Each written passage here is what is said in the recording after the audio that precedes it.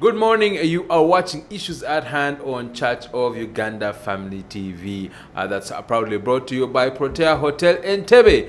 And when it comes to Protea Hotel, you want to get some good relaxation, a place to meditate, to pray, a place to spend a good time with family, a place for conferences or for wedding receptions. Please make your reservation and booking today at Protea Hotel Entebbe. And as we talk about spending time with family in this festive season, there's something that we have to be very vigilant about, especially when it comes to a message coming from Uganda police, who have told us that we need to be vigilant this festive season. Also, this season of the World Cup, with the World Cup starting on Sunday, we need to be vigilant when it comes to ensuring that we are safe when it comes to terrorism, because we are 1 year on from the terrorist attacks that happened last year in November. And so how can we be vigilant, and how can we keep our spaces safe? How can we be safe? How can our families be safe when it comes to terrorism? And what is police doing to fight this vice that sometimes can stop normal life going on in society? So that's a discussion we're having today on Issues at Hand. And of course, my name is Bruno Edgard. My guest for this morning is Afande Kidandi Ayub from Counter-Terrorism Directorate at Police Headquarters, Naguru. You are very welcome to Issues at Hand this morning. Thank you very much, Mr. Bruno. I'm humbled to be here this morning. Good morning to our viewers and listeners. My name is ASP Kidandi Ayub from Counter-Terrorism Department or Directorate of Uganda Police Force. So, as a part of the Directorate of Counterterrorism, we would like to know first and foremost, for those of us who might not know, what exactly is terrorism? Thank you very much. Terrorism, of course, most people have been asking about the word terrorism, and I want to enlighten on the word terrorism this morning to our viewers and listeners out there. Terrorism is a criminal act that is intended. Terrorism is a criminal act that involves an indiscriminative violence or set of violence against the population or the property to support an intended motive or purpose. And that purpose may be either political, social, economic, cultural, or religious. So basically that's terrorism. So yes, so that's very good, and it's good to know that all that constitutes terrorism. But following up with that, what are the most common forms of terrorism, especially in Uganda? Yes, just like you may be aware or you are not aware, terrorism is carried through different forms. We have terrorism by assault fire or attack. We have suicide bombing. It may be kidnapping. It may be through cyber terrorism.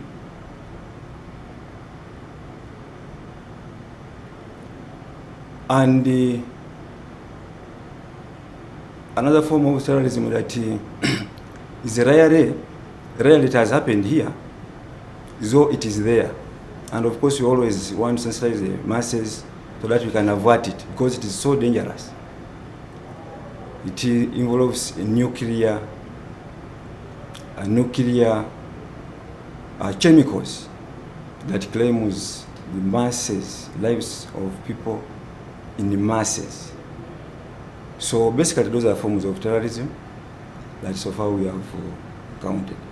So, what are the most common forms that are carried out in Uganda today, and what instruments do they use, do these perpetrators use, and who are these perpetrators who commonly carry out terrorism here in Uganda? Thank you. So far, the forms of terrorism that have been carried out here in Uganda, we have assault fire. That's by using AK-47. Like in the recent past, you've just seen what happened at Usika police post on our police officers.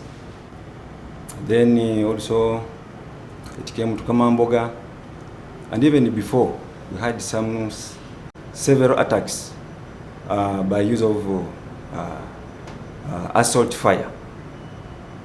So far, that is the form of terrorism that has been executed here. And another one is through suicide bombing. Just like it's now hardly 1 year that we experienced suicide bombing. During November and October, November, and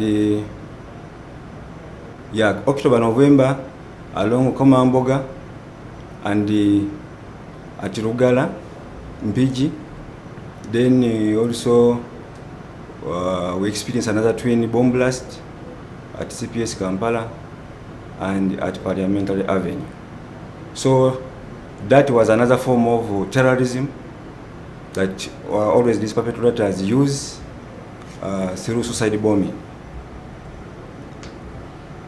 All right, and when it comes to the perpetrators of these crimes, according to your experience and your investigations, who are some of these perpetrators, and what are some of the reasons for which they carry out these attacks on Ugandan soil?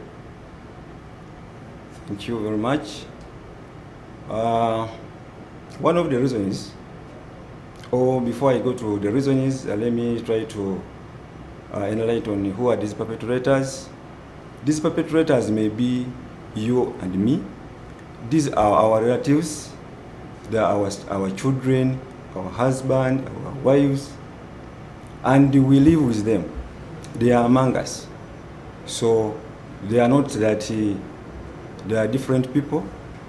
They are human and they live with us. And one of the reasons as to why they carry out such activities is that they intend to occupy or create a widespread of fear among the public, among the population, and of course also intended at sabotaging sometimes government programs, because like you are aware, when such unrest is caused here in Kampala, business will not operate as normal, and everything will really be disorganized. And definitely, you may find that maybe some of the resources that would have been meant for something else, it will be diverted into security or into fighting such activity of terrorism. And is unemployment one of the reasons why some of our youth are getting involved in acts of terrorism?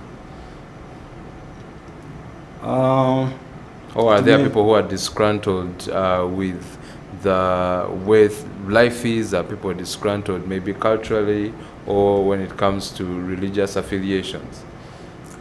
Yes, like I said earlier, it may not be an issue of unemployment. It may not be an issue of unemployment, but it cuts across. It cuts across all those aspects. Like I said, it may be political. We may have some differences on political grounds, on religious grounds, and there is economic grounds. So it's not basically unemployment. It's all about the mindset. And this is done through radicalization of people. How is this radicalization done, and who carries out this radicalization? Radicalization is done through, of course, trying to attract the more vulnerable, like I may say, and this may be young children, the teenagers, who may look so weak in mind or reasoning, and are lured into such activities, maybe because of one, it may be employment, but on the other hand, it may be a different issue attributed to how somebody has presented it to such a category of people. All right, and we shall continue to have this discussion further. But even before we get into how we can protect ourselves during this festive season, cyber attacks. Can you tell us more about cyber terrorism? How does it usually work? Thank you very much, moderator. Cyber terrorism, it is another form of terrorism that is underlooked, and it is really seriously occupying the media space so much. And cyber terrorism is dangerous in the way that when these younger children or the younger generation gets to learn about information that is being displayed on these platforms, that makes them get radicalized, form up that heart that can do anything. Of course, the end result is we are going to have such activities of terrorism in the country. And of course, just like, for example, we have some clips on the media, on social handles, whereby you find somebody is telling the masses how you can form up a bomb, how you can sabotage government programs through a lot of different forums of communication, and how they descend, rather how they disseminate that information to the public. All right, and when it comes to, because we want people to understand, especially those who might be even thinking about becoming perpetrators, what are the sanctions that that come with a person who has been found guilty of carrying out acts of terrorism? Well, the sanctions that have always been placed against such people is, of course, upon conviction, somebody is imprisoned to life imprisonment. However, on the other hand, someone may reform and is given amnesty, depending on how that person proves himself beyond reasonable doubt to the security agencies that really this person has reformed and is ready to work with the security circles, as in giving more information and as, of course, fighting terrorism jointly. All right, now let's get into the discussion proper, because we need to be vigilant. And first and foremost, vigilance is required, of course, from the community, but also from our security agencies. So what is police doing to ensure that come this festive season, there are no acts of terrorism against Ugandan citizens? Thank you very much, moderator. First, of course, as we are getting into the World Cup games, we call upon the public to be so vigilant, and this is based on our bad experience. just like 2010, July 2010, we really happened to experience a worst scenario here, and we wouldn't want that again to happen. So for that matter, police has gone ahead to ensure that we reawaken the minds of the communities out there and continue telling them that terrorism is real and it is there. So for that matter, we always have such platforms to communicate to the public, and sometimes we go as far as possible, going to the communities there, meeting the responsible people, to talk to them. And of course, we continue encouraging all these stakeholders, like for example, in the transport terminals, public places, companies that are really having masses of people, to ensure that they put every security protocols in place, create access to every point, to ensure that whoever is allowed in is really considered safe. Shouldn't just leave access.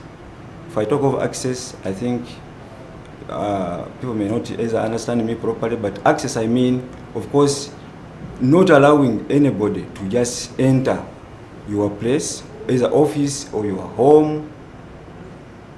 Okay? So now, like for example, these public places, they need to set up those security protocols so that people can be checked and ensure that whoever is inside is safe. Dissect for us these protocols that they should follow, because we know for some of these public places that security has been lax, especially when it comes to check-ins as you're entering the building. So what are these security protocols that we can work on in these public areas or even in our homes? Thank you once again. The security protocol that I'm talking about, of course, these are the normal security procedures that have been there before. The only problem is that sometimes you have a tendency of relaxing soon, and that's why through such a platform, we always encourage our masses to ensure that they really restore back such security protocols, of ensuring that every person, either you are getting into a taxi or you are getting into a bus, you must be checked. Luggage has to be checked. Any other security protocols that we need to know as people, especially for family members? Yes, so public areas, but family members, what can we do for example, in cases of cyber terrorism, to ensure our children are not victims of this as they continue to use social media? Thank you very much. That's a very good one. Now, back to our homes. So sometimes people tend to look at security only at their maybe side of place of work. However, security starts with you, and it must start from your home. You have to ensure that you are safe, your children are safe. Now, when it comes to the issue of cyber terrorism to our children, now that our children are back home, those are not back home fully, some are yet to also get their holidays. It's really going to be long, quite like 2 months of holiday before schools can resume. And we always encourage parents out there, our guardians, to ensure that they engage their children in activities that are constructive. They shouldn't leave them have such access to gadgets like computers, laptops, phones, that can really make them get exposed to such information which is harmful on social handles like Facebook and others. And of course, Like I said, security has to start with you and ensure that whoever comes to your place is really a person that you know, and you get to know. If you don't know that person, then you get to know the reason as to why he has come to your place. Sometimes people come, these guys, they are like, yes, I was looking for so and so, please can you direct me? But in actual sense, is either for reconnaissance, is trying to know what happens in your compound and other stuff. So we always really encourage, as we get into also the festive season, people outside there hustling for money in whichever ways. So they have to ensure that their children are safe and also avoid moving at odd hours. If you have no business to any place, please control yourself and be home as earliest as possible. Yes, so that's for the general public, but many times we forget, just because they are part of the security agencies, we forget that policemen are also family members with loved ones. And so in the rise of cases of attacks against police officers and police stations, what are security agencies doing to ensure that these police officers are protected, especially in light of the fact that many of the police posts are being merged? Thank you very much, moderator. Yes, police, we have faced this challenge at hand. However, we are trying to manage, or we are trying to put everything in order. Just like you mentioned, the management is going by the directive of His Excellency as advised earlier of merging some of these police posts with the police stations, or coming up with that sub-county policing model. And of course, the reason behind that is to ensure that we strengthen our forces and ready to encounter any acts of terrorism. And do you think that sub-county policing model is effective enough to ensure that every community in Uganda is protected against terrorism? Because it makes the distance between the police and the community even further, especially up country. So will it be effective in the fight against crime and especially against terrorism? Thank you very much. Yes, I may say it will be effective. Reason being, police at the sub-county level, of course, we shall be having enhanced patrols. In terms of resources, we shall have mobilized enough resources to respond to any incident, anywhere. However, we always encourage, and that's why we implore so much the public to really have a combined effort. You know, fighting terrorism is not only police, it's a combined effort. Because as you get to know, these are the people that I said you will live with, and sometimes you may really get to understand how they behave. So when you see somebody behaving in a very suspicious way, like you may not be knowing the person, and what the person does, you at least get interest to know who is that person and what is he doing, what does he do.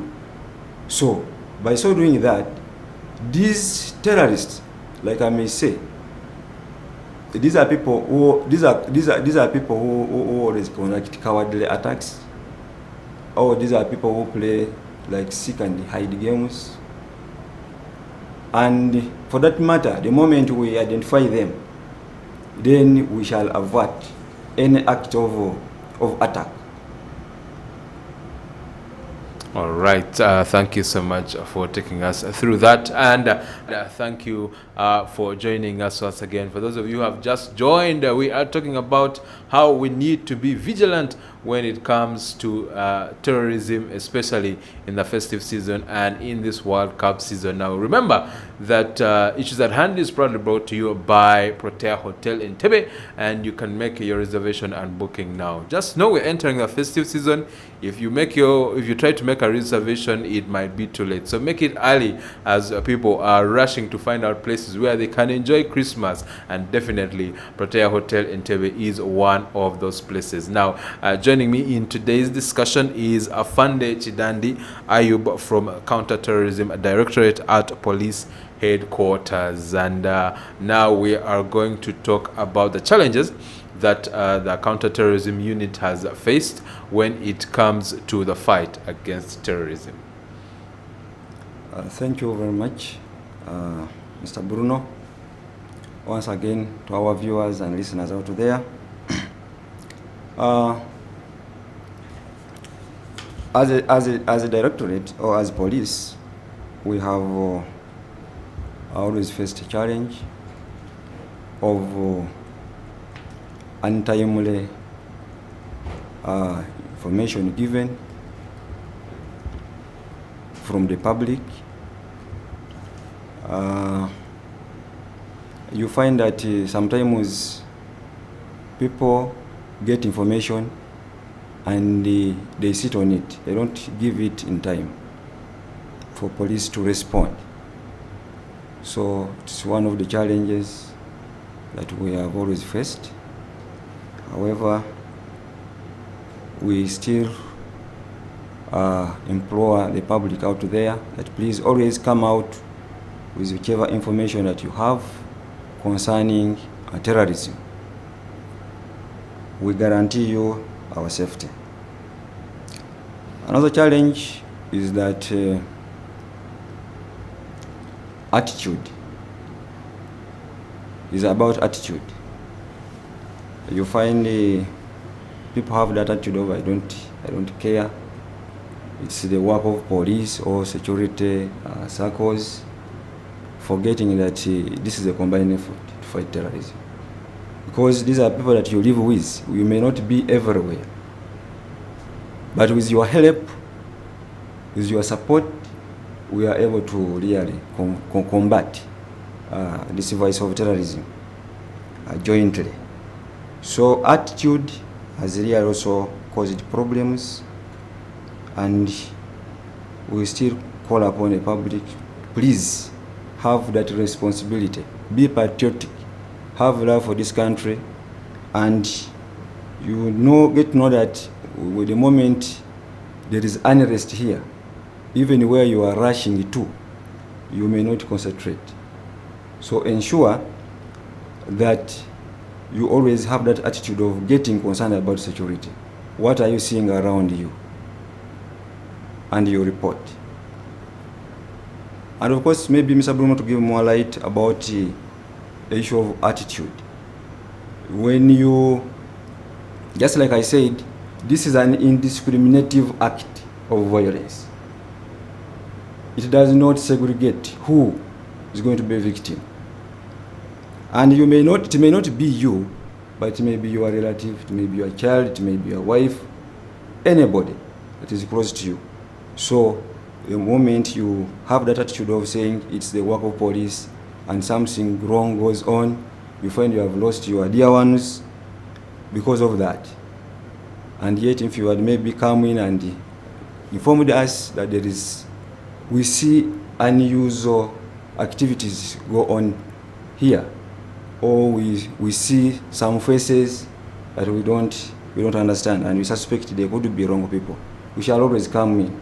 And by so doing that, of course, we shall avert these acts of terrorism.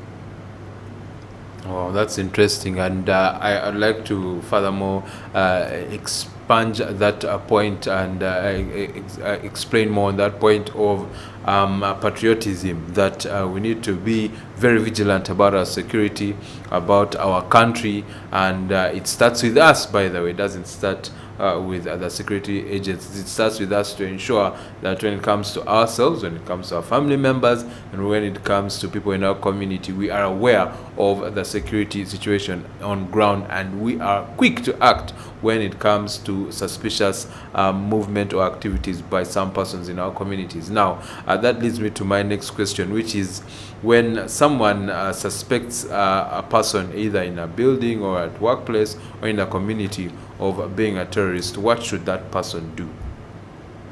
Thank you very much. Once again, well, the moment you come across such a perpetrator or you suspect anybody to be a person dealing in such activities, please always inform the police. And it may not be counterterrorism as such, but any police around you. Any police around you can intervene, have that person either brought for interviewing, and later on we know how every department or directorate of police has its mandate. So they will always forward such people to respective departments that can manage them. So we always, of course, encourage people to have that rapport with police. When you get information, please, you timely inform the police near you. How about if it's a suspicious material, like a bag that's there, no one knows the owner? What should the person do there? Thank you again. Of course, we always have faced this challenge where some people, you find somebody comes across a bag or an abandoned item, doesn't know what is inside, and he wants to find out what is there. And of course, others have that mindset of saying it's a blessing. It's a blessing in disguise. I've gotten this bag, and I have to take it. Please, we always discourage you to take things that you have not, things that do not belong to you. If you have not placed anything anywhere, do not pick it. And in case of such, you always inform the police that we see something left here and it has been here for some time and we don't know the owner. However, you may, if you are within a surrounding that you are seeing some people, you can inquire. Say, Mr. Bruno, is this your bag? If he says no, then you can maybe ask another one. If he says no, then you do not touch it. That's when now you can come in and maybe inform the police. And perhaps, if you can manage, if you see somebody leaving such a bag, you can always call that person and say, please, you are leaving your bag here. And that's why we always encourage, or we discourage people not to take over luggage that do not belong to them. Because you never know. Someone may give you a bag, please hold it for me here, I go for shortcut. When is really exiting or is going away. And what is inside the bag, it is either a bomb. And some of these bombs, we have those which are electronic or automatic operated, whereby it's a remote controlled bomb. As the moment a person gives you a bag and he leaves it with you, you will go away up to a certain distance, he feels it is secure, and you will detonate that bomb, and you will explode. And this maybe takes us back to what happened last year around CPS and Parliamentary Avenue. You find the person who was carrying that bag, Eiza, didn't know what was in the bag.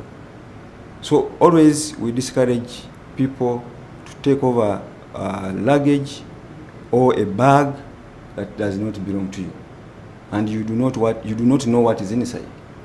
Yes. So always, whenever you come across such, report to the police for intervention. It's our prayer that that our country is peaceful and that no terrorism attacks formed against us shall prosper. But in case someone is in a place where bombing has taken place and they are not near the bombing has taken place some distance away from them, what measures what can they do to ensure that they are safe? Because we have seen instances of people who run towards the bombing, or there is panic during the bombing, and in that panic you see a stampede and some people get injured or lose their lives. So what are some of the measures that we can know that can help us in case bombing happens, which again we are praying does not happen? God forbid. Thank you very much, Mr. Bruno, for that good question. Yes, we always encourage our people, the population outside there, that whenever there is a bomb blast, if you are a distance away from where it has happened, please, even if you are a bit close, try as much as possible to dash down. When you dash down, the impact felt will be minimal than a person who is standing. And the reason behind that is that the impact of this bomb blast is felt 3 feet from the surface, and it always shoot vertical wise. So that's the reason as to why I always encourage people, the moment you get to hear the sound of a bomb blast, dash down, please. Do not mind about your white shirt you are putting on, but mind about saving your life first. Because by so doing that, you will have less harm. Yes.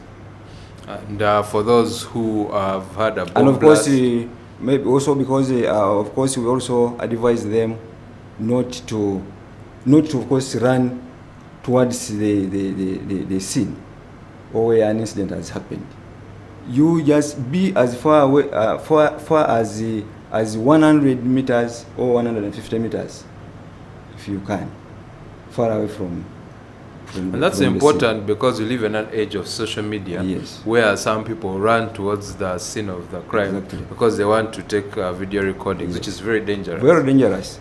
And of course also you talked about people sometimes they develop that anxiety and end up dying in the process of stampede. You find somebody who might have, who could have maybe survived by from a bomb blast, he ends up dying because of stampede. As people are fighting to run left, right, for you ensure you dash down, and when you dash down, as people are struggling to run, for you are able to survive. You are safe actually. But the moment you are moving here left, right, you are going to be knocked. You will either die in the process of that stampede, and you end up losing your life. So we encourage people to always calm down when you hear bomb blast. The moment you hear a bomb blast and you hear that, it means you are still alive. So the first thing that you should do is first calm down. Don't develop anxiety. And then you can either maneuver slowly, leaving the scene, okay, exiting to a safer place. Yes. And for people who have had a bomb blast or see a suspicious material that may be left by a terrorist, is there a number they can call, that, or a website that, or a number especially that someone can call to alert police when it comes to that suspicious material? Yes, we have always given those numbers, and of course I think I will give the numbers here when I'm either concluding. You can give them now. I can give them now. Yes, we have a police a toll-free line for counter-terrorism directorate, and the number is 0800 300 117. I repeat, 0800 38 rather 300 11 7. That is a toll free for counterterrorism. You do not require to have airtime on it. You can just call anytime. And another line, if you find that one is not on or it's busy, you can call police operations, and that is police headquarters on 0800 19 96 99. 0800 19 96 99. So those are the numbers that you can always call in case of such incidents or abandoned items, so that we can easily respond. And besides this, we also encourage people to have that interaction with the local police so much, because for us it may be for a bit, but at least the police can come in easily and they know always what to do. We call them first responders. When they come, they will try, of course, to first secure the place as the technical team comes. Thank you so much, Afande Kidandi Ayub, for taking us through vigilance when it comes to terrorism as we look forward to celebrating the World Cup and the festive season. Safety begins with us, begins with you, it begins with me, it begins with our family, and we need to be vigilant to ensure that these terrorists do not create havoc in our country. The police is doing its part. They are arresting, they are investigating, and they are trying their best to ensure that we are safe from any attacks, but we have a big role to play, and we need to work together with police to ensure that we are safe, that our families are safe, that our communities are safe, and that our great country Uganda is safe. Thank you for joining us at Issues at Hand this Friday. We will return on Monday. For now, God richly bless you and have a wonderful weekend.